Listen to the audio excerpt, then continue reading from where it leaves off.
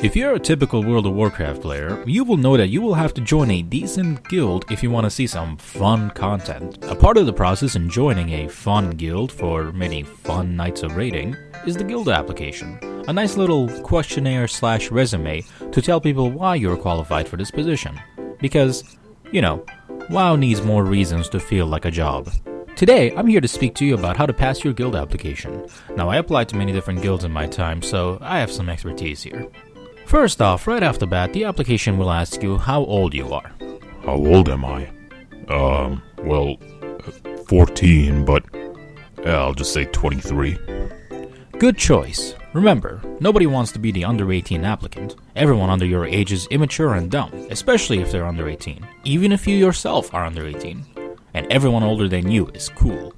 Or, they're the type of people that you like to have a beer with, even if you can't actually drink alcohol legally because you're not old enough. Next, the application may ask about your previous raiding or PvP experience. Now, you have to get the creative juices flowing. The key with this part of the application is to make yourself sound good without being too obvious that what you're saying is bullshit. Yeah, so, on my old server, I was running my own guild, and, we were number 1 on the horde side on progression, you know what I mean?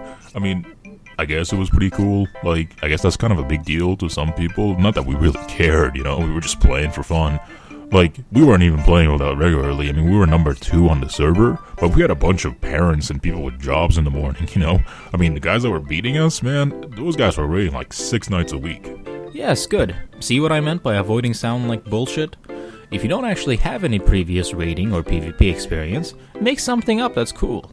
But this is a slippery slope. If you get too cool, you risk raising suspicion. Eventually, people might start questioning if you really did these incredible things, like you soloed Molten Core when you were decked out in level 60 Nax gear, or you killed a game master when he was in-game and trying to help you. Some of these stories may just seem too much. Now next, the application can get a little bit more intimate.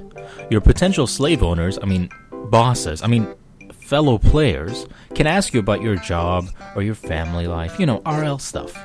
Can you make scheduled events regularly? Are you going to be working on the hours that you said you would attend? Now, for this part, you're going to have to half-ass it.